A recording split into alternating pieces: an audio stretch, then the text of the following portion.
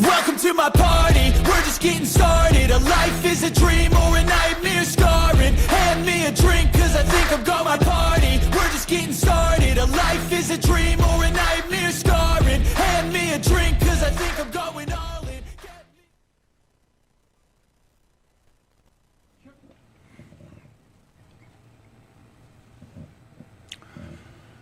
안녕하십니까. 매주 월요일 오후 2시에 여러분들을 찾아뵙는 송국권의 현장 정치 2월 16일 순서 시작합니다. 미리 말씀드리면은 지금 아시아투데이 TV에서 프로그램 개편이 있습니다. 그래서 일단 현장 정치는 오늘 방송을 드리고 휴지기로 들어갑니다. 그래서 제가 오늘은 일단은 마지막 방송이니까 좀 근본적인 문제를 한 두 가지를 말씀을 좀 드리려고 합니다. 제가 이 썸네일에 특검은 정치보복 아닌가요? 그래서 이재명 면전에서 나온 도발적인 질문, 답변은 이렇게 적어드렸죠. 자, 이것이 국무회의에서 나온 발언입니다. 자, 윤석열 정부에서 임명된 장관들로 지금 국무회의가 꾸려지고 있죠. 거기서 나온 발언입니다. 특검은 정치보복 아닌가요? 일단 이 문제가 상당히 중요합니다. 지금부터 이른바 내란 종식 프레임으로 내란 몰이가 시작이 됐습니다. 그 전에 문재인 정부 때 이 적폐 몰이가 있었죠. 적폐 청산이라고 했지만은 우파 진영에서 볼 때는 적폐 몰이고 그것은 좀 더 직설적으로 이야기하면 정치 보복이었다고 받아들였죠. 자, 그런데 그것이 문재인 정부 때는 그래도 그나마 준비 기간이 있었는데 지금 이재명 정부 들어서는 준비 기간이 없습니다. 바로 취임 이틀째 이 정강석화처럼 3개의 특검법안을 처리를 했죠. 자, 그래서 그것이 과연 이 내란 종식에 그칠 것이냐, 정치 보복 아닌가. 자, 이 문제를 오늘 심층적으로 잠시 후에 좀 다뤄보고 또 하나 본질적인 문제가 하나 있습니다. 이재명 정권이 집권하는 과정에서 여러 번의 사법 위기가 있었는데 그걸 다 어쨌든 넘겨서 정권을 잡았죠. 자, 그런데 집권을 했다고 해서 이 재판을 중단시키고 있습니다. 그런데 과연 중단시키는데 자세히 보시면은 재판이 중단은 중단이지만 사법부가 일제히 들어놓고 있죠. 무릎을 꿇는데 그래도 뭔가 여지를 남기고 있습니다. 사법부도 자존심이 있죠. 뭐냐? 재판을 중단하는데 그러면은 5년 후에 다시 하겠다가 아니고 추후 지정입니다. 다음 재판 날짜 추후 지정. 자, 여기에 아무런 뜻이 없을까요? 추후 지정. 언제든 열 수 있습니다. 상황이 변하면은. 자, 그래서 오늘은 정치보복 문제와 이 재판 문제 두 가지를 중점적으로 좀 살펴보도록 하고 그 전에 지금 일어나고 있는 상황들을 정리를 좀 하겠습니다. 1부에서는 아시아투데이 기사 심층 분석을 먼저 하고 2부에서 좀 전에 말씀드린 그 문제하고 지금 이화영을 비롯해서 피고인 이재명의 공범 피고인들이 잇따라 피고인이거나 아니면 좀 형을 살고 있는 대법원 확정 판결이 된 사람들이 잇따라 청구서를 내밀고 있습니다. 이재명 정권에 무슨 청구서냐? 대통령 됐으니까 나 사면 복권해달라. 사면 복권해달라. 나는 지금 억울한 옥살이를 하고 있다. 대법원 확정 판결된 사람까지 그런 이야기를 합니다. 그런데 왜 그런 이야기를 할까요? 채무가 있다는 생각을 하는 거죠. 자기들은 채권자라는 생각을 하는 거죠. 정치적 채권자. 이화영, 조국, 송영길 또 다른 사람들도 있습니다. 그 부분도 잠시 후에 살펴보고 일단 아시아투데이 기사 심층 분석입니다. 첫 번째는 오늘 아시아투데이 사설이 눈에 띄어서 먼저 말씀드리겠습니다. 민정수석 낙마 계기 인사검증에 만전을 기해야 된다. 이게 저도 이 청와대를 오래 출입했습니다. 한 10여 년 출입을 하면서 인사 시스템, 인사 검증 문제를 다 받고 제가 3년 전에는 대통령의 인사 관련해서 책도 쓴 적이 있습니다. 대통령의 사람 쓰기라는 책인데 지금 시중에는 나와 있지 않을 겁니다. 그래서 제가 대통령의 인사 시스템 어떻게 인사를 하는지 그리고 인사에 실패하면 국정에 실패하는 그런 사례들을 책으로 쓴 적이 있기 때문에 지금 이재명 정권의 인사 문제에 대해서 아주 제가 자세히 살펴보고 있습니다. 그런데 첫 번째 조짐이 상당히 안 좋습니다. 그래서 제가 이 문제를 먼저 소개를 드리겠습니다. 일단 사설 내용은 핵심은 이겁니다. 지금 오강수 민정수석이 부동산 차명 보유 그리고 차명 대출 의혹에 휩싸여서 임명 닷새 만에 낙마를 했죠. 그런데 여기서 두 가지 문제가 있습니다. 오광수 같은 경우는 하나는 본인이 이렇게 그 부인의 근무를 자기 친구에게, 오광수의 친구에게 대신 맡겨서 그 차명으로 보유하고 그것을 재산신고도 신고 안 하고 그리고 그걸 가지고 차명 대출을 받았는데 나중에 그 갚을 때 문제가 되니까는 이 저축은행의 사주가 대신 일부를 상환해주고, 근데 그때 당시 오광수는 서울중앙지검의 특수부장이었습니다. 막강한 위치에 있었죠. 자, 그러니 채무를 대신 상환을 해주는 이런 그 상황까지 벌어졌습니다. 완전히 이것은 도덕성 파괴죠. 공직자로서. 그런데 공직자로서 완전히 도덕성 파괴를 일으킨 사람이 민정비서관, 그 사람을 민정비서관에 그 앉히려고 했습니다. 임명까지 했죠. 자, 민정비서관이 어떤 사람입니까? 바로 자기 같은, 이번 사태 같은 공직기강을 그 공직기강 감찰을 하는 사람입니다. 감찰은 총책임자고 인사검증의 총책임자죠. 인사검증이 그전에 문재인 정부 때까지는 청와대 안에서 했습니다. 그때 이 민정수석실에서 했죠. 그런데 윤석열 대통령이 취임을 하면서 이 인사검증 기능을 법무부로 옮겼습니다. 법무부로 옮긴 이유가 뭐냐? 그 이유도 알아야 됩니다.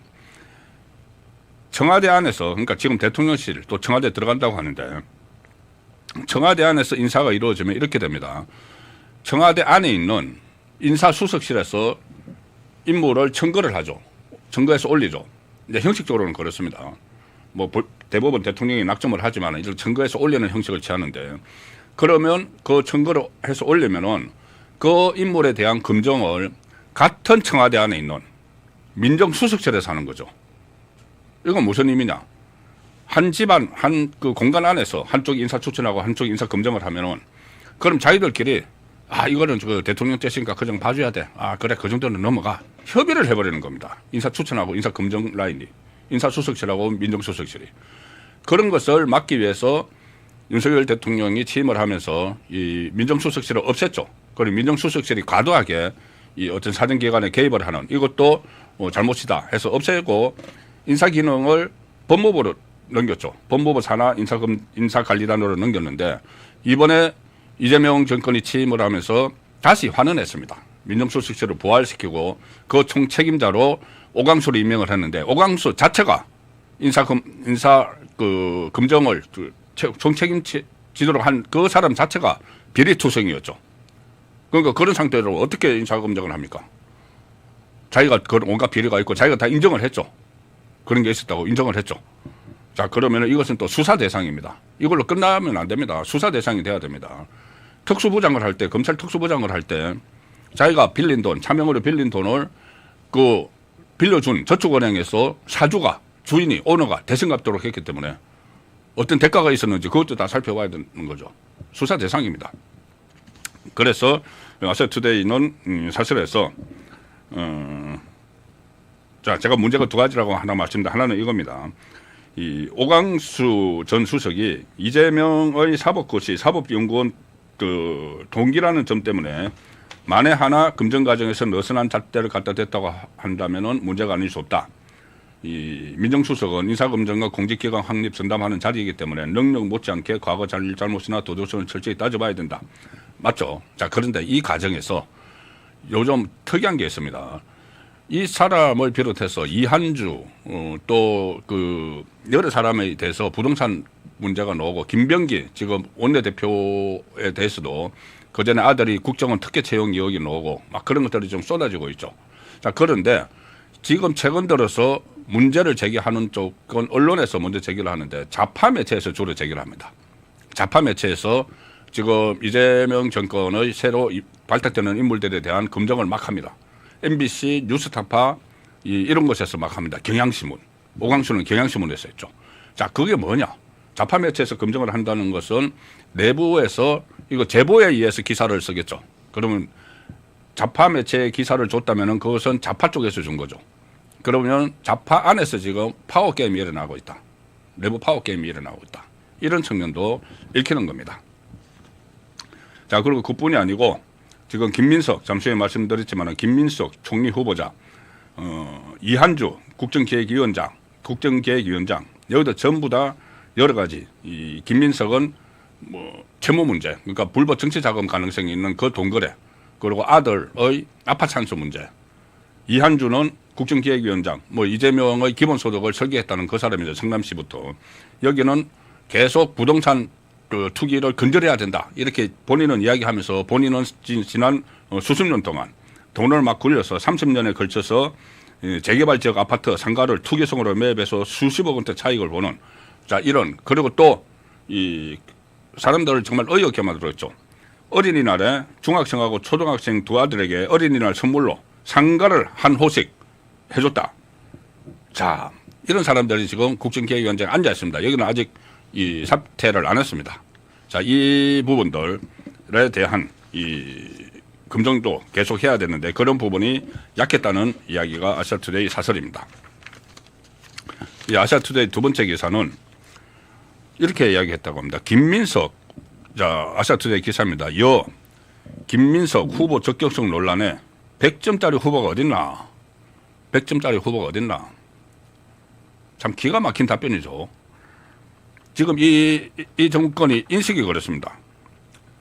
박수현 민주당 의원이 김민석 총리 후보자의 후보 자질 논란과 관련해서 YTN 라디오에 나와서 100점짜리 후보가 어디 있겠나. 중요한 것은 솔직한 태도다. 솔직하지도 않습니다. 잠시 후에 제가 말씀드리죠. 박수현이 인사청문회에 나서는 공직 후보에게 어떤 문제도 없을 수는 없다. 그런데 축소하거나 은폐하려 하면 국민에게 용서를 받을 수가 없다. 문제가 있어도 축소하거나 은폐 안 하면은 국민이 용서해 준다.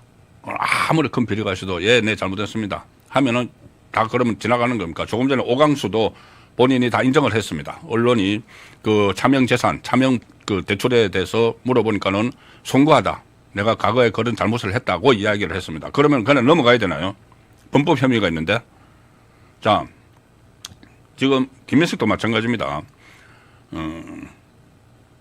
박수현은 이 김민석의 불법 적치자금 수수, 자녀 입시 특혜 의혹에 대해서 있는 대로 설명하고 용서를 구할 일은 용서를 구하는 태도를 보인다면 국민은 받아들일 수도 있다. 자세한 내용은 모르지만 솔직한 태도로 임할 것이라 믿는다. 자세한 내용도 모르면서 방송에 나와가지고 100점짜리 그 후보가 어디 있느냐. 가령 뭐 지금 칭화대 석사학위 편법 취득 의혹이 있죠. 중국 칭화대면은 그 베이징대하고 그 양대 산맥입니다. 그 칭화대 시진핑이 나온 그 대학이죠.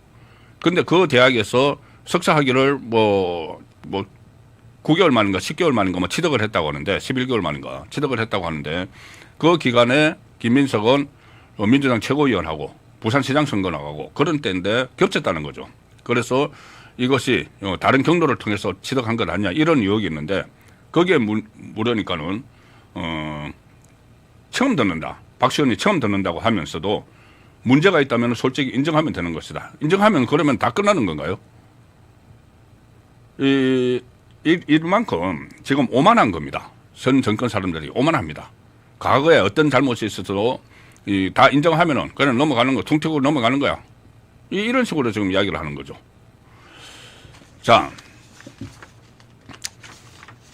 김민석이 뭐라고 했냐면은 제가 조금 전에 그 박수현이 이 축소하거나 은폐하려 하면은 국민에게 용서를 받을 수가 없다. 그런데 김민석은 계속 축소하거나 은폐를 넘어서 왜곡을 하고 있습니다. 왜곡을 하고 있습니다. 가장 대표적인 것이 뭐냐면은 이 2002년 자 다른 것도 전부 다 말도 안 되는 해명들을 어제 뭐 오늘 새벽에 내놨습니다. 그런데 제가 일일이 설명드리는 것도 어차피 말도 안 되는 해명이기 때문에 그 중에서 진짜 말 안 되는 해명이 왜곡을 하는 거죠. 페이스북을 통해서 오늘 새벽에 재정치자금법 사건의 본질은 정치검찰의 표적 사정이다. 또 검찰 이야기가 나옵니다. 이재명이 계속 했던 거죠.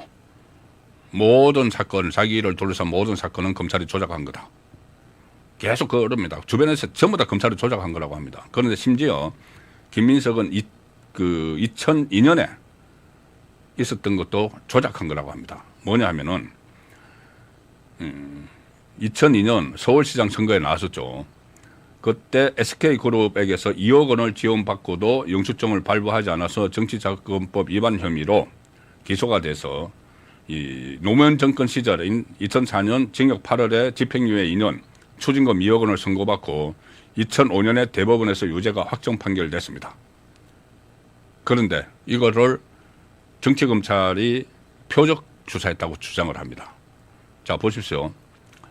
2002년 12월 달 대선에서 노무현이 이겨서 2003년 2월 25일부터 노무현 정부입니다.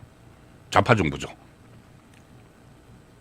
그 전에는 노무현 정부 전에는 김대중 정부였습니다. 2002년 처음에 이 사건이 불거진.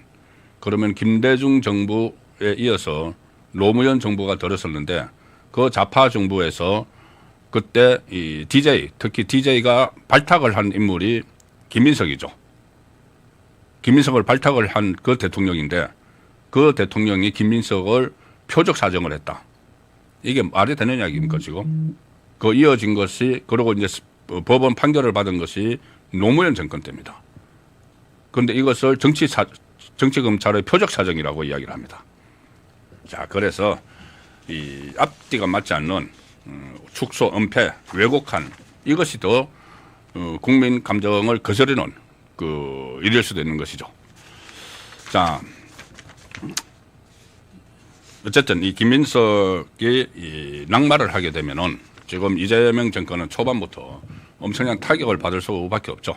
왜 그러냐 하면은 일단 국무총리를 임명을 해놔야지 이 다음 장관들을 재청을 해서 내각을 꾸릴 수가 있습니다. 그런데 지금 이 오강수가 1호 낙마하고 2호 낙마가 김민석이 될 가능성이 높은데 워낙 다급하니까 이런저런 이 말들을 갖다 대고 정치 그 검찰의 표적 사정 때문에 내가 그때 이 뭐 기소가 돼서 유죄를 받았다 이렇게 하지만은 김대중 노무현 때입니다.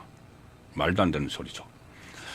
지금 어쩌고는 일들이 잇따라 벌어지고 있는데 일단 그 아시아투데이 기사 심층 분석 세 번째 마지막입니다. 여당 대표 박찬대 대 정청래 포스트 이재명이죠. 레이서에 쏠린 눈. 자, 이 기사를 제가 굳이 소개해 드리는 이유가 있습니다. 일단 기사 내용은 이제 민주당 새 원내대표로 김병기가 선출됐고 이제 여권의 시선은 자기 당 대표가 누가 되느냐 일로 이제 옮겨가고 있다.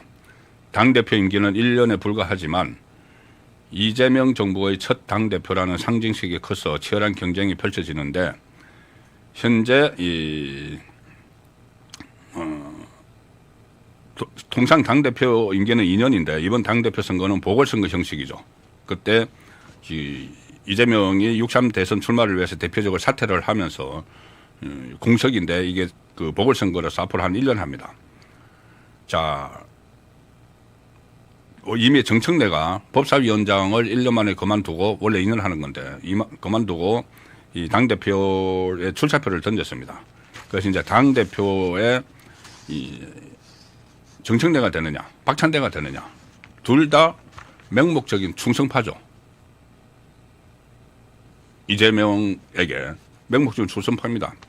이 정청래는 이재명 대표 일기 체제에서 최고위원 하면서 막 그 결사옹위 하는데 앞장섰고 그 다음에 이기 체제에서는 법사위원장 하면서 여러 가지 법사위에서 논란을 일으키고 이재명 방탄을 위한 법안들을 막 추진을 하고 심지어 이화영 대북송금 사건 이화영을 불러서 청문회 하면서 그 이재명 피의자에 대한 이 방탄 같은 말을 막 쏟아냈죠.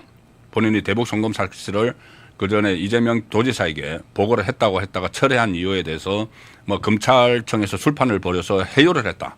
이런 식의 말을 막 하도록 전부 다 거짓으로 나중에 판명나는데 그 자리까지만 만들어주고 한 사람이 바로 정청래죠. 법사위원장 정청래. 그리고 윤석열 전 대통령 탄핵 정국에서 법사위원장이니까는 탄핵 소추단 단장을 맡아서 또 거기서 어떻게 보면은 이 탄핵을 관철하는데 공신이 된 거죠. 그래서 이제 본인은 그런 결국 탄핵이 됐기 때문에 이재명 정권이 들어서서 본인은 1등 공신이다 해서 이제 당 대표를 하겠다고 나선 겁니다. 박찬대는 코털 박찬대. 과거에 뭐 어디 야외 행사장에서 이재명 이 코에 묻은 무엇이 이제 떼주는 그런 장면이 잡혀서 코털 박찬대로 불릴 정도로 맹목적인 충성파죠. 그 둘 중에 한 사람이 이 여당 대표가 될 텐데 제가 볼 때는 이 정청래가 유력합니다. 왜냐하면은 이번 경선은 뭐 어떻게 하든지 이 이심, 명심, 이른바 이재명의 복심, 보관, 이 심중에 있는 사람이 되겠죠. 박찬대도 충성을 다했지만은 정청래가 더 충성을 했기 때문에 이번에 특히 탄핵 국면에서 아마 정청래 손을 들어줄 가능성이 높다고 저는 봅니다. 그 손을 들어준 사람이 이번에 당선되겠죠. 자, 그런데 이렇게 되면은 뭐 어떤 문제가 하나 있냐면은 제가 오늘 이렇게 파악을 해보니까 정청래가 과거에 그 건국대 다닐 때 미국 대사관 방화미수 사건을 일으킨 사람입니다. 미국 대사관에 방화미수 사건을 일으켜서 그때 서충년 투쟁국의 지시를 받고 미국 대사관에 방화 테러를 해서 이 방화 미수입니다. 그 본인의 뭐 사제 폭탄을 만들었는데 터지지도 않았습니다. 그런데 그 사건으로 징역 2년을 선고를 받았습니다. 그리고 그 징역 2년 살고 군 면제 받았죠. 군 면제 받았는데 그런데 어쨌든 뭐 군대도 안 간 사람이 그때 법사위원장 하면서 뭐 군 장성들 앉아라 일어서라 퇴장하라 말아라 해서 그때 논란이 된 적이 있는 그 정청래가 1989년 10월에 서울 중구에 있는 정동 미국 대사관제에 난입을 해서 사가탄을 폭발시키고 방화하려 한 혐의로 체포돼 유죄를 받았습니다. 자, 그런데 정권의 세 축은 하나는 대통령실이죠. 대통령실. 또 하나는 내각이죠. 또 하나는 여당입니다. 그런데 지금 여당 대표가 되게 유력한 사람이 과거에 미국 그 대사관에 불지르려고 했던 사람이죠. 자, 그런데 국무총리 후보자 김민석 국무총리 그 한 축이 미국 대사관에 불지르를 한 사람이고 또 한 축이 김민석은 미국 문화원 증거 농성 사건의 배후 조종자로 징역 5년을 선고받았던 사람입니다. 1980년대 그 김민석이 서울대 총학생 회장을 하면서 1985년 5월 서울에 있는 미 문화원 증거 사건을 배후 조종한 혐의로 구속이 됐었습니다. 징역 5년 6개월. 그리고 노태우 정부 때 사면을 받았는데 그때 이제 미 문화원 증거 사건을 계기로 학생 운동권의 구호 중에 반미 미국에 반대하는 그 구호가 그때부터 등장하기 시작한 그 원조입니다. 자, 일단 이런 사람이 한 사람은 국무총리가 되려고 이제 지명을 해놓은 상태고 여권의 세 축 중에서 내각 그리고 한 축 집권 여당은 또 미국 대사관에 불지르려고 한 사람이 되려고 하죠. 그러면은 그 안에 그 둘을 그 위에 있는 집권자는 어떤 사람인가? 이재명. 지금 오늘 G7 정상회의에 간다고 하는데 오늘 G7 가서 뭐 트럼프와 만날 수 있을지 없을지 모르지만은 과거에 지금 트럼프가 주한미군 감축을 하려고 하고 있죠. 주한미군 감축을 하려고 해서 이거 사실 그 굉장히 민감한 문제입니다.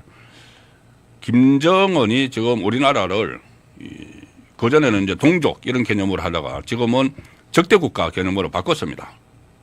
그래서 여러 가지 도발 가능성이 있죠. 최근에 계속 구축함을 뭐 진술을 하기도 하고 구축하면 뭐 쓰러지기도 하고 여러 가지 군사적 행동 조짐이 막 보이는 상황에서 미군까지 감축을 하면은 우리 굉장히 안보 불안해집니다.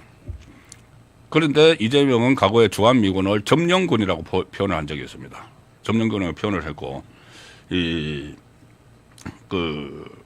이재명 대표가 이끌었던 민주당이 그때 윤석열 전 대통령을 탄핵 소추를 발의를 하면서 탄핵 소추를 하는 파면을 해야 된다고 주장하는 이유 중에 하나가 윤석열 정부가 러시아와 중국과의 관계를 등한시하고 한미 동맹, 한미일 동맹에만 주력했다. 이게 탄핵 사유에 들어가 있었습니다. 그러다가 너무 이게 이상하니까 지적을 받으니까는 그 다음에 설거문에 빼긴 뺐죠. 뺐지만은 한미 동맹을 강화를 한다고 해서 탄핵을 해야 된다고 했던 인물이 지금 집권자가 돼 있죠. 주한미군을 점령군이라고 불렀던.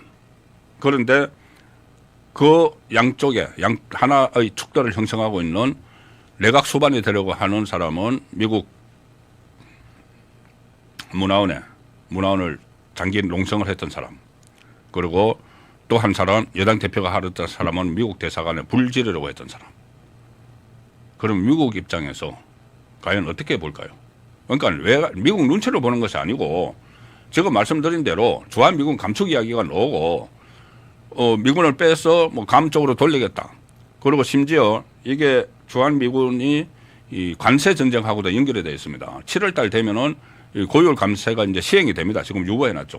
트럼프 쪽에 시행을 합니다. 그러면은 트럼프와 관계를 좋게 해서 트럼프 행정부와 관계를 좋게 해서 관세 협상에서도 유리한 고지에 올라가고 주한미군도 좀 남아서 이 북한이 지금 도발 경향이 있으니까는 그것을 계속 막아내는 그런 역할을 해야 되는 정부가 필요한 거죠.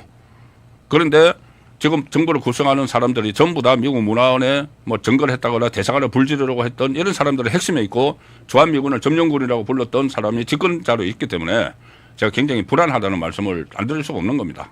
그것은 현실적인 문제죠. 과거에 이 정청래가 저도 이거 처음 오늘 언론에서 봤는데 미국 대사관 침입 사건으로 인해서 미국 입국이 거부된 적이 있다는 겁니다. 그리고 특히 트럼프 정부는 지금 세계 각국의 테러리스트 뭐 이런 반미 활동을 하는 사람들에 대해서 입국을 철저히 막고 있는 이런 상황이죠. 그러면 지금 만약에 여당 대표가 돼서 미국 가려고 하다가 공항에서 못 들어갈 수가 있습니다.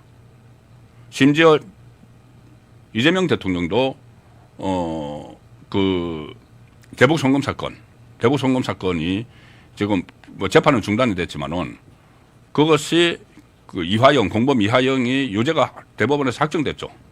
그러면 이거 대북 제재 위반입니다. 대북 제재를 유엔 차원에서 하는 게 있고 미국 차원에서 하는 게 있죠. 그러면 지금 오늘은 G7이 캐나다에서 열려서 가지만은 나중에 정말 미국 갈 때 논쟁이 될 수도 있습니다. 대북 제재를 위반한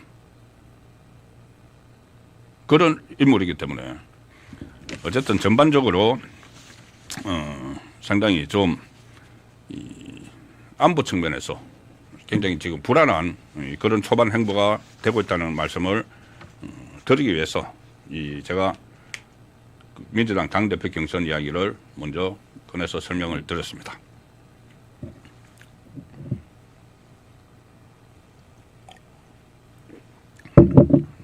예, 1부 아시아투데이 기사 신청 분석은 여기서 마무리하고 2부 이슈 집중 해부를 시작을 하겠습니다. 첫 번째는 이화영 그 대북송금 공범이죠. 전 평화부지사의 이유 있는 개헌절 특사 청구서, 개헌절 특사를 7월 17일 개헌절에 나를 재헌절에 나를 특사를 시켜달라 청구서를 내밀었는데 그뿐이 아닙니다. 조국도 지금 감옥에서 옥중 인터뷰라는 걸 해가지고 본인이 사면 대상자다. 근데 사면 대상자가 뭐 해달라고 말할 수는 없지만은 본인이 사면 대상자다. 이렇게 분명히 상기를 시켰습니다. 집권자에게 그걸 상기를 시키는 거죠. 그 사면권이 있는. 그래서 그게 나오는 이야기가 밀락설이 나오죠.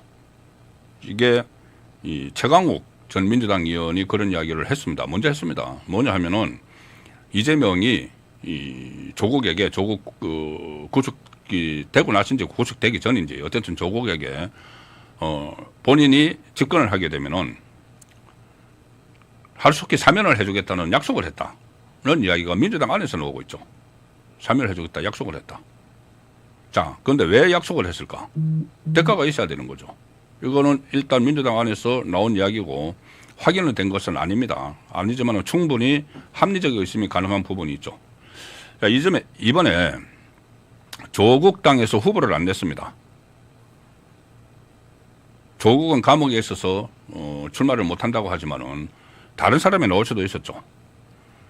국회의원 그 3명을 보유하고 있는 그 개혁신당 이준석의 개혁신당에서도 이준석이 후보로 나왔죠. 그런데 어쨌든 12명의 국회의원을 보유하고 있는 조국당에서 후보를 내지 않았다. 그래서 그런 추측이 가능한 겁니다. 우리가 후보를 내지 않는 대신 조국 그 집권을 하게 되면은 조국을 조기 사면하는 그런 미락이 있었던 것 아닌가. 만약에 조국 당에서 이번에 후보를 누군가를 냈다면은 거의 100% 이재명 후보 표를 잠석해서 가져가겠죠. 이재명 표를 잠석합니다. 거의 이제 같은 뭐 조국 당 지지자가 다른 후보를 선택할 리가 없죠. 어떻게 보면 아주 극좌에 가까운데. 그리고 호남에서는 오히려 조국 당이 상당히 많이 후보가 나왔다면은 잠석을 했을 겁니다. 그 전에 총선 때 작년 총선 때 정당 투표에서 조국 당이 호남에서 민주당을 이겼죠. 그럼 상당히 잠석을 했을 거고 그러면은 대선 결과가 어찌 됐을지도 모릅니다.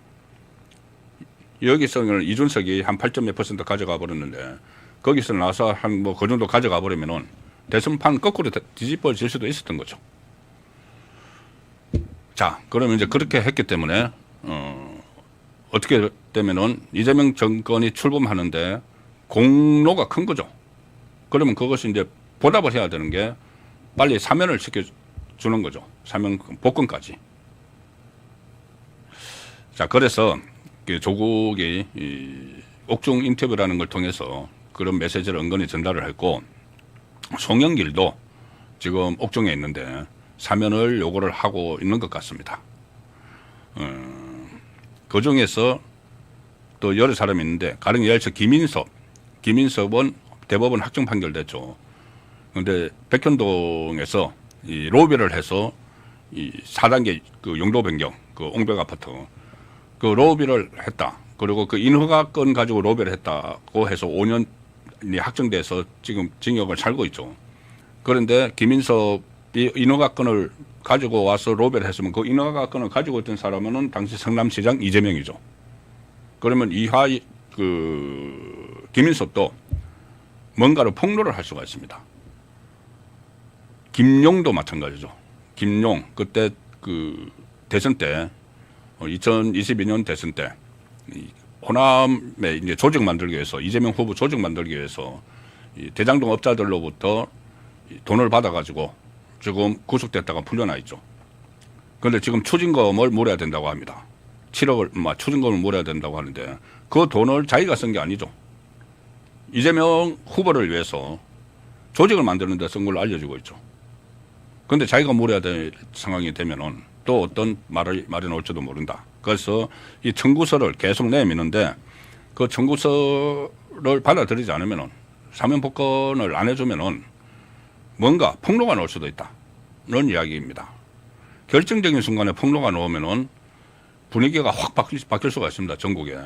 그 중에서 특히 주목되는 것이 바로 이화영의 입입니다. 대북송금 사건. 자, 대북송금 사건 이화영의 입이 왜 중요한가 하면은 이화영이 어떤 폭로를 내놓는지 가장 핵심적인 게 바로 그거죠. 이화영이 이 검찰에서 수사를 받을 때 북한에 돈 800만 달러를 김성태에게 부탁을 해서 김성태가 800만 달러를 보냈죠. 그래서 그것 때문에 이제 지금 구속돼 있죠. 그것까지 뇌물 사건 합해서. 그런데 그때 처음에 검찰에 북한에 그렇게 돈을 대신 보냈다는 것을 그 경기도지사, 자기는 이제 경기도 평화부지사였고 경기도지사였던 이재명 지사에게 보고를 했다고 진술을 했습니다. 그러면 이제 그 다음에 난리가 났죠. 그것을 기억하실 겁니다. 부인이 재판정에 와서 정신 차리라고 막 고함을 지르고 이재명을 지켜야 되니까 고함을 지르고 그런 상황이 연출이 됐었죠. 그래서 그 진술을 번복을 했습니다. 아니야. 그때 내가 검찰의 해유에 의해서 잘못 진술한 거야. 그래서 해유가 있었던 것이 검찰청에서 뭐 술판이 벌어지고 여러 해가 들어오고 그 해유를 했기 때문에 내가 그렇게 진술한 거야 하고 다시 진술을 번복을 했죠. 그런데 만약에 지금 본인이 완전히 코너에 몰려 있습니다. 자, 대법원까지 확정 판결 받은 그 재판에서는 7년 8개월이 확정이 됐죠. 그것이 지금 살고 있죠. 그런데 다시 그거 외에 이재명, 김성태 같이 공범으로 재판이 시작될 게 있습니다. 그게 대북송금 사건 재판이죠. 그런데 여기서 이재명 피고인은 빠졌습니다. 빠질 겁니다. 이제 재판을 뭐 중단을 한다고 저 법원에서 계속 선언을 하고 있으니까는 그래도 공범은 재판을 하죠. 대장동 사건도 이재명 피고인은 빠졌지만은 공범인 정진상은 계속 재판 날짜가 잡혔습니다. 그러면 대북 송금 사건도 이재명 피고인은 빠져도 김성태와 이화영은 계속 재판을 하죠. 그러다가 이화영이 공범인 피고인 이재명은 재판을 안 하는데 자기 재판만 해서 나중에 선고를 받으면은 이게 선고가 그 특가법상 뇌물죄이기 때문에 북한 조선노동당의 뇌물죄 사건이죠. 그러면은 그 10년 이상입니다. 그럼 지금 7년 8개월 받은 게 있으니까는 평생 감옥에 있어야 되죠. 그러면은 이화영 입장에서는 자기 죄를 줄이기 위해서 어떻게 뭘 선택을 해야 되느냐. 일단 사면을 해달라고 요구를 하고 있지 않습니까? 사실상 직접적으로 요구를 했습니다. 사면해달라고. 내가 억울한 옥살이를 하고 있다. 사면해달라고 요구를 했죠. 그럼 이제 사면을 해주면은 이제 나와서 뭐 활동을 하면 되고 그 다음에 또 복권해달라고 해서 뭐 어디 취업하고 뭐 할 수도 있겠지만은 사면을 지금 못 해줍니다. 이재명이. 해주고 싶어도 못 해줍니다. 왜냐하면은 하나의 사건은 대법원 확정 판결이 됐기 때문에 7년 8개월. 이거는 사면을 해줄 수가 있죠.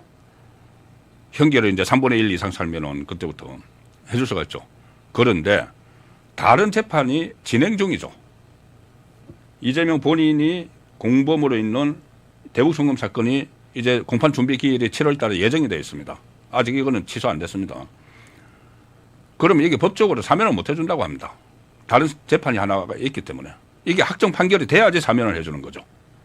자, 그러면은 이하영 입장에서는 본인의 죄를 그 형량을 틀기 위해서 감형을 하기 위해서 본인이 다 주도적으로 북한에 대북 송금을 하고 이거 했다는 것이 아니고 자기는 그때 심부름에 불과했고 부지사니까는 경기도지사인 이재명 당시 지사가 지시도 하고 보고도 다 받고 했다.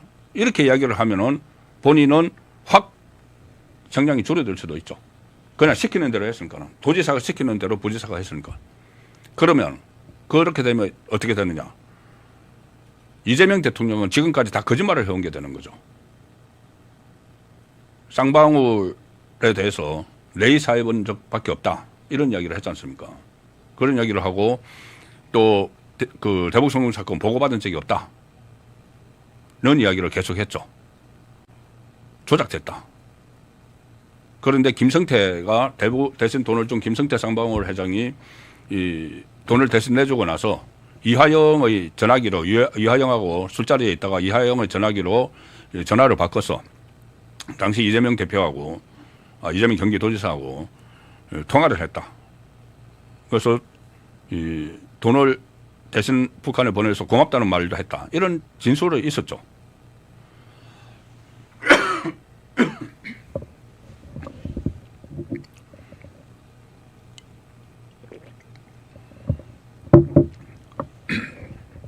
그럼 그런 진술까지 연결되면은 이 대북 송금 문제가 다시 이슈로 부상이 될 수밖에 없습니다.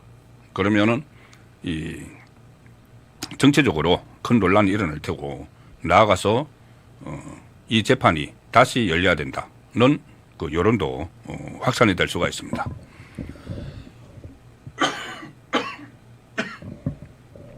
예, 죄송합니다. 그리고 이 사실 이화영은 그 전에도 본인에게 어떤 이 대가를 주지 않으면은 대북 송금 사건의 진실을 밝힐 수도 있다는 말을 한 몇 차례 했습니다. 아마 기억나실 텐데 이 작년 대선이 끝나고 나서 민주당 중진의원 2명이 면회를 갔습니다. 이화영을 면회를 갔는데 그때 이화영이 했던 말을 검찰이 재판에서 틀었습니다. 녹취록을. 왜 틀었냐 하면은 이제 면회를 하게 되면은 다 그 교정 당국에서 녹음을 하죠. 녹음을 했는데 이화영이 다 부지사면서 도지사와의 도지사에게 보고를 했다는 것을 계속 부인을 하니까는 그럴 수가 없다. 이것은 그 말이 안 된다. 이화영은 지금 도지사 이재명 도지사를 위해서 대신 형을 살고 있는 것이다. 이것을 입증하기 위해서 녹음을 하나 틀었습니다. 재판에서. 그 녹음 내용이 뭐였냐면은 4.10 총선이 끝나고 나서 민주당 중진위원 2명이 이제 면회를 갔다고 합니다. 이화영에게 면회를 갔는데 이화영이 이런 말을 했습니다. 지금 여러분도 누군가 대속을 했기 때문에 그 자리에 있는 것이다. 대속. 기독교에서 예수님이 십자가에 못 박혀서 돌아가심으로 인해서 인류가 죄의 사함을 받았고 구원이 됐다. 구원이 됐다. 이게 기독교에서 말하는 대속이죠. 그래서 당신들도 누군가 당신 대신 이 형벌을 받고 있기 때문에 당신들이 이렇게 국회의원도 당선되고 한 거야. 감옥에 있는 이하영이 그렇게 이야기했다는 것은 나도 누군가를 위해서 대신 형을 살고 있는 거야. 그래서 그 사람은 지금 잘 나가고 있는 거야. 이재명 대표. 이렇게 되는 거죠. 실제로 그 녹음 녹취된 데 따르면 이렇게 되어 있습니다. 그 중진 의원들에게 이재명 대표를 만나면 안부를 전해달라. 내가 여기 있다는 걸 인식을 시켜달라는 거죠. 안부를 전해달라. 그거 하면서 자기 변호사가 그때 김광민 변호사인데 김광민 변호사가 활동할 수 있게 좀 도와달라. 이렇게 이야기를 했습니다. 자, 이것을 연결을 시키면은 대속 발언하고 연결을 시키면은 내가 이재명 대표를 위해서 나는 그 옥살이를 하고 있는데 그걸 이재명 대표는 내가 대속을 하고 옥살이를 하고 있는데 그러니까 그 말은 뭐냐면은 이재명 그 도지사에게 대북 송금 사실을 검찰에서 밝혔다가 철회를 해서 그것을 뭐 그런 사실이 없다고 하고 있기 때문에 이재명 대표는 지금 생생하게 그 대권을 향해서 나가고 있고 자기는 돈팍 다 뒤집어 써서 옥살이를 하고 있는 건 아니냐. 그렇게 이야기하면서 뭐라고 하냐면 자기 변호사를 김광민 변호사가 활동할 수 있게 도와달라. 이재명 대표에게 이야기해달라는 겁니다. 그건 무슨 말인가? 은혜를 갚으라는 거죠. 그리고 당장 실질적으로 그때 상황에서 은혜를 갚을 수 있는 건 변호사비 지원을 해달라고 요구를 하는 거죠. 본인이 그런 거 없이 그러니까 이재명 도지사의 아무런 그 지시나 아무런 사고 보고도 없이 본인 부지사 혼자서 사고 쳤다고 하면은 그렇게 요구를 할 수가 없는 거죠. 그런 요구를 당시 도지사에게. 도지사는 몰랐다는데 자기 혼자 사고 쳤는데 그렇게 해놓고 도지사에게 뭘 요구를 할 수가 없는 거죠. 그런데 다 요구를 했다는 겁니다. 그 다음에 또 부인이 면회를 왔을 때도 그것도 녹음 파일에 되어 있습니다. 가서 이재명 대표를 한번 만나봐라. 이런 이야기도 합니다. 그 상황에서도. 만나서 내가 여기 감옥에 있다는 것을 인식을 시키라는 이야기가 되는 거죠. 그런 이야기를 하고 이번에도 이재명 정부 출범 후에 그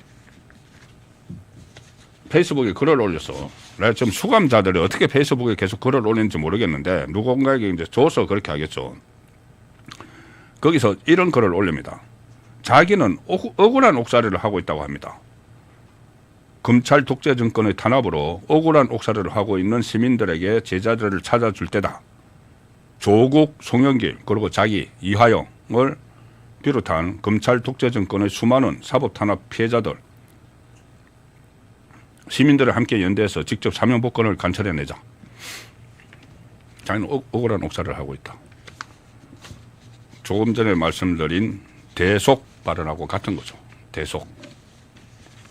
자, 그러니 나는 그 이재명 도지사 때 했던 일을 눈 감아주는 걸로 해서 대신 옥살이를 하니까 갚아라.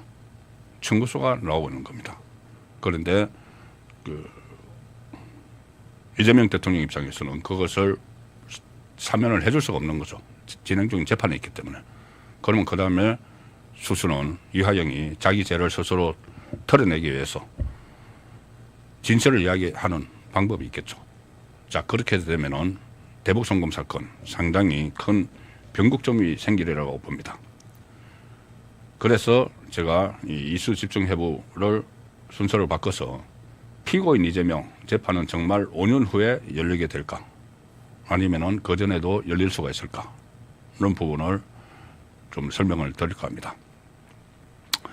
일단 이재명 피고인 이재명 자격으로 뭐 정치적으로는 대통령이지만 사법적으로는 피고인 이재명이죠. 5건의 재판이 있죠. 다들 이제 아실 겁니다. 첫 번째 대장동, 백현동, 위례신도시 개발 위례신도시 성남FC가 묶여 있는 대장동 재판. 그 다음에 검사 사칭을 한 위정교사. 그 다음에 공직선거법 위반, 허위사실 공표죄. 그 다음에 쌍방울 대북송금 지금 말씀드리고 있는 거. 그 다음에 경기도 법인카드 이게 5개가 있죠. 5개 중에서 일단 3개의 재판이 일단 중지가 됐습니다. 가장 먼저 중지시킨 게 위정교사 2심. 대선이 하기도 전에 2심이 추후 지정 이렇게 했습니다. 추후 지정을 했고 그 다음에 취임하고 나서 바로 놓은 게 선거법 위반 사건 1심 파기환송심이죠.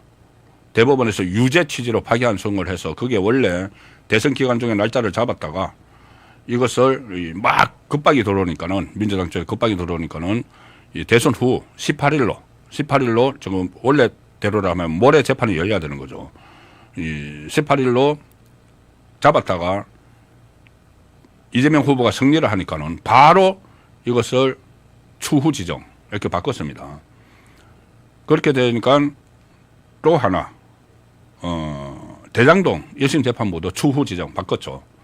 그래서 아직 예정되어 있는 게 7월 달로 되어 있는 쌍방울 대북송금 공판 준비 기일 그리고 법인카드 공판 준비 기일인데 이 2개도 이렇게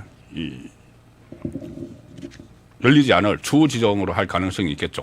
자, 그런데 주목을 한번 하셔야 될 것이 대통령 임기는 5년이죠. 그런데 5년 이후가 아니고 재판 날짜를 추후 지정 이렇게 했습니다. 한쪽에서 제일 처음에 파기환송심에서 추후 지정하면서 헌법 84조 이야기를 했죠. 피고인이 대통령 됐을 때 재판이 진행되느냐 마느냐 그 84조 많이 들어보셨을 겁니다.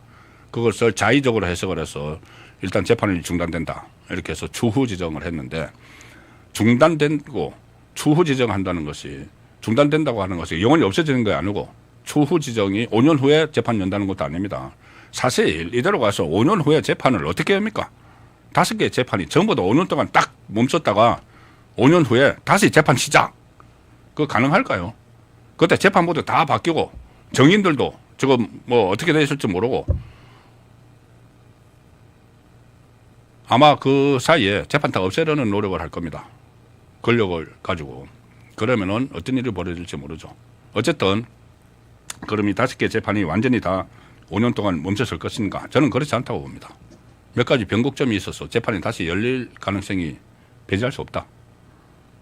그러면은 그 중에서 빨리빨리 진행되는 게 있으면은 재임 중에 유죄 판결이 나올 수도 있다.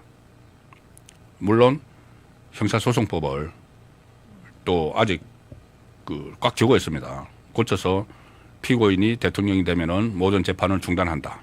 이거를 이제 통과시킬 수도 있겠죠. 그렇지만 그것을 통과시켜도 그것과 관련해서 위헌법률심판이 재판부가 제기를 할 수도 있고 여러 가지 헌법 소원이 들어가고 그러면은 헌재가 어떤 결정할지 모릅니다. 지금 좌파 성향 헌재로 만든다고 하지만은 이재명 정권은 힘이 떨어지고 지금은 초반이니까 그렇게 어렵게 보이시죠. 이재명 정권의 힘이 떨어지고 무엇보다 지지율이 폭락을 하거나 여러 가지 다른 변수들로 인해서 그러면은 국민 여론이 지금하고 다릅니다. 다를 수가 있습니다. 지금도 그 재판 계속 해야 된다는 여론이 그때 64% 나왔죠. 지금도 그런데 막 실정이 거듭돼서 정권의 힘이 떨어지고 이렇게 하면은 재판 다시 진행해야 된다는 여론이 나올 수밖에 없습니다. 그리고 좀 더 직설적으로 말씀드리면은 가령 탄핵되는 경우에 5년 다 임기 못 차고 탄핵되는 경우에 아니 지금까지 박근혜 윤석열 우파 정권이 탄핵이 됐지만은 좌파 정권도 탄핵되지 말라는 법이 없죠. 뭐가 지금 드러날지 모르는 상황이죠. 그 경우에 그리고 또 가령 예를 들어서 헌법소원, 그 헌법 84조에 대한 이 헌법소원에서 헌재가 아니야, 이 조항은 헌법 84조는 당연히 그렇게 정상대로 하면 그렇게 그 결정을 내려줘야 됩니다. 그냥 임기 중에 새로운 그 기소를 하지 못한다는 것 뿐이지 진행되던 재판은 그대로 하는 거야. 이렇게 하면은 재판 다시 진행돼야 되죠. 그리고 지금 검사가 이 검찰 쪽에서 지금 항고를 할 태세입니다. 이 재판부의 주 지정에 대해서 이것은 그 헌법 84조를 잘못 해석한 거다 하고 항고를 하게 되면은 자, 검찰 입장에서는 지금 거의 이 검찰을 없애버리려고 하죠. 검찰청 해체 법안이 벌써 발의가 되지 않습니까? 그럼 검찰이 이 정의를 바로 세우는 차원에서도 이건 잘못됐다고 해서 항고를 해야 되죠. 법원도 법원은 완전히 무력화하는 그런 시도들이 일어나고 있으니까는 법원에서도 뭔가 이 태세 전환이 일어날 수가 있습니다. 지금 당장은 정말 서슬퍼렸기 때문에 어떻게 하지 못하는 것으로 보이지만은 지지율이 떨어지거나 뭔가 큰 국정에서 실책이 나오거나 그렇게 되면은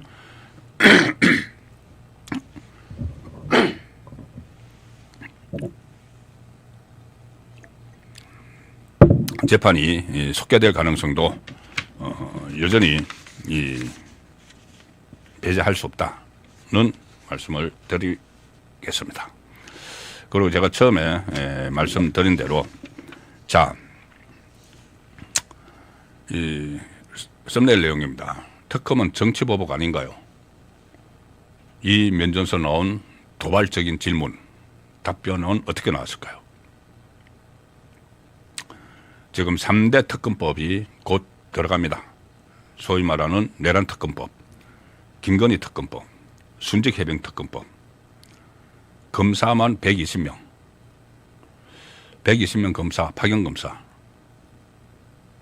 자, 이게 120명이면은 거의 이런 분석도 있습니다. 지금 전체 검사가 한 2,000명 되는데 그 중에서 파견 나갈 만한 검사는 5년 차부터 한 부부장 검사면은 한 740명 정도 된다. 그런데 이 중에서 그 이재명 피의자와 관련한 수사를 했던 검사들은 지금 막 징계를 하고 있습니다. 그 검사들이 한 150명 정도 되는데 그거 빼고 그 중에서 120명을 차출을 하면은 다른 일반 수사를 하기 어려워진다. 국민생활과 밀접한 수사를 하기 어려워진다. 이런 말도 지금 검찰 내부에서 부글부글 끓고 있습니다. 그런데 120명을 동원을 해서 최장 연말까지 샅샅이 뒤지는 겁니다. 이 세계 특검의 가장 독소 조항이 여러 가지가 있죠. 뭐 특별검사 추천해서 국민의힘을 배제를 한다든가 있는데 세계 특검에 똑같이 들어가 있는 조항이 있습니다. 수사 대상에 대해서 수사 과정에서 인지된 사건은 다 수사할 수 있다. 그러면 모든 사건, 모든 걸 다 수사할 수 있다는 겁니다. 그러니까 우파 진영을 완전히 괴멸시킬 수 있는 그런 특검이 지금 현실화되고 그전에는 다 이 거부권 행사됐지만 현실화돼서 지금 특검 임명됐고 그 뭐 특검보 지금 찾고 있고 얼마 후에 대대적인 사정 태풍이 몰아칩니다. 자, 그런데 이것은 과연 이재명 후보 시절부터 이야기했던 내란 종식일까요? 정치 보복일까요? 자, 뭐 특검 중에서 뭐 여러 명이 있는데 조은석 내란 특검은 윤석열 전 대통령과 악연이 있는 인물이 그것을 지명을 했죠.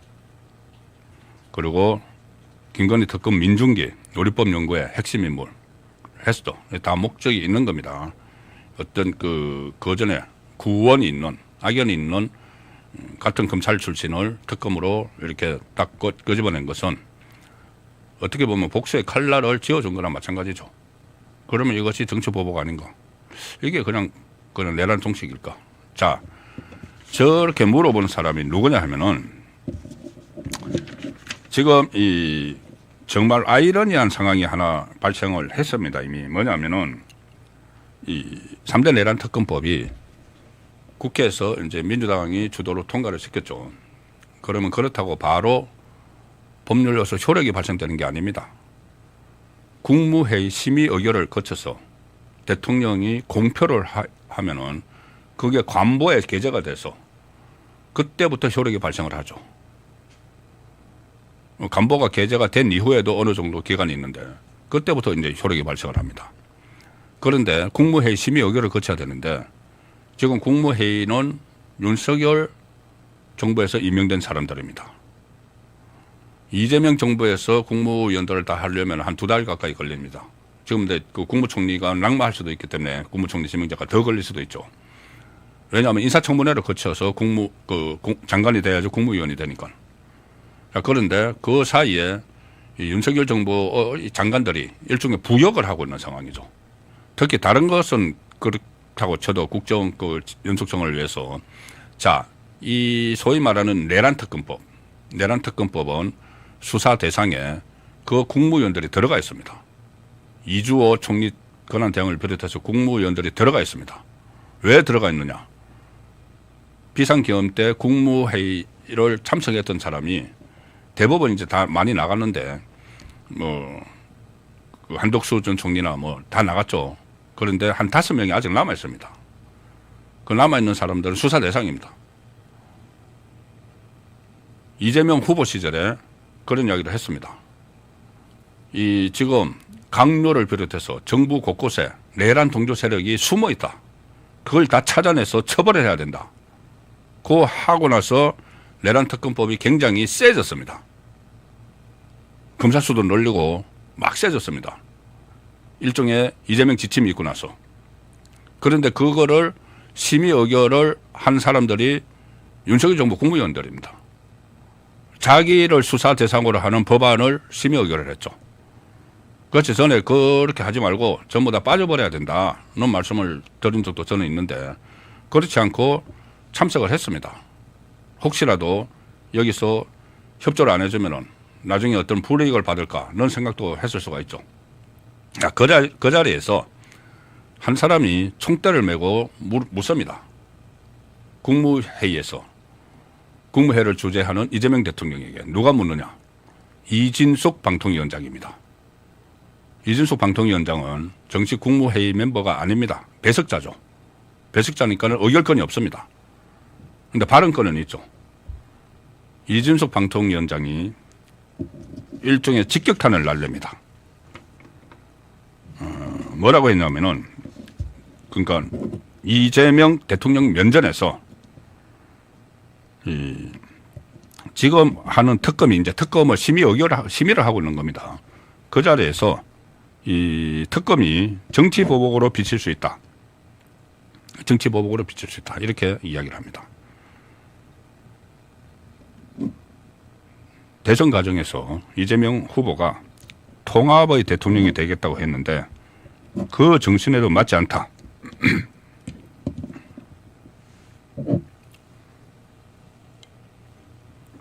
이렇게 직격탄을 날리니까 다른 참석자들이 이제 용기를 얻어서 지금 이미 검경 수사가 이루어지고 있는데 왜 특검을 하느냐. 반대쪽에서는 반발을 클 수밖에 없다. 이렇게 발언을 쏟아냈고 그것을 가장 직설적으로 질문한 사람이 이진숙 방통위원장입니다. 여기에 대해서 이재명 대통령 대답은 뭐였을까요? 어처구니 없는 대답을 합니다. 뭐라고 하냐면은 대통령이 된 입장에서 보면은 그냥 기존에 있는 그 수사기관을 이용해서 특별수사본부를 꾸려 수사하면 훨씬 더 나을 수도 있는데 과거 정부도 대체로 그렇게 했다. 특검이라는 것은 원래 정부 불신으로 야당이 요구하는 건 아니냐. 이까지 말이 맞죠. 그런데 자기는 왜 그렇게 안 하느냐고 하는 말을 이렇게 대답합니다. 그런데 삼권 분립이 돼 있고 상권 분립이 돼 있다는 겁니다. 국회에서 여당이 추천하는데 하지 마라 할 수도 없다. 저 역시도 딜레마 같은 느낌이 든다. 본인은 특검까지 가지 않으려고 했는데 민주당에서 밀어붙이는데 상권 분립인데 어떻게 내가 그걸 막느냐. 정말 정말 이해가 안 되는 발언이죠. 상권 분립. 지금 상권을 다 장악을 하려 한다고 그 지금 다들 지적을 하고 입법 행정하고 지금 사법부까지 장악을 하려고 한다. 그리고 이 특검은 본인이 불과 며칠 전까지 후보 시절에 특검을 해서 모조리 다 처벌해야 된다고 계속 이야기를 한 겁니다. 국무위원들도 처벌을 해야 되고 국회의원들, 국민의힘 국회의원도 처벌을 해야 되는데 그러려면 특검을 해야 된다. 이렇게 본인이 다 이야기한 겁니다. 그걸 지금 나는 그러고 싶지 않은데 이 민주당이 밀어붙이니까 상권 분립 때문에 어쩔 수 없어. 이렇게 이야기를 하는 겁니다. 자, 그래서 이 정말 여러분들 생각해 보시면은 이게 과연 내란 종식인지 정치 보복인지 그리고 본인이 사실상 정치 보복 플레임이 부담스러운지 내가 하는 게 아니고 민주당이 하는 거야. 이렇게 지금 넘기고 있는 상황입니다. 네, 이제 정권 초반이니까 여러 가지 상황은 지켜보고 계속 어쨌든 너무 국가 정체성을 흔들고 이 정치 보복으로 흐르는 그래서 사회를 분열시키는 그런 일은 막아야 된다는 그런 책임감을 저도 계속 느끼고 있습니다. 여러분들도 많은 걱정을 하실 텐데 제가 처음에 말씀드린 대로 아시아투데이 TV에서 이 프로그램 개편을 하기 때문에 송구권의 현장 정치는 지금 오늘로 일단은 마지막 방송을 보내드렸습니다. 앞으로도 여러분들 만날 기회가 많이 있을 것이고 또 저도 송구권 혼술TV는 계속 운영을 하고 또 다른 이 시사 프로그램에 또 패널로도 참여를 하고 있기 때문에 제 생각은 그때그때 여러분들께 말씀드리도록 하겠습니다.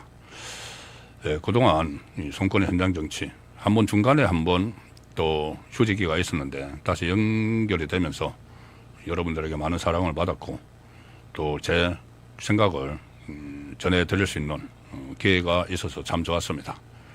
어쨌든 이 프로그램 개편으로 일단 마무리를 하게 되지만은 꼭 다시 찾아뵙도록 하겠습니다. 시청해 주신 여러분께 감사드리고 행복한 나날 되시기 바랍니다. 고맙습니다.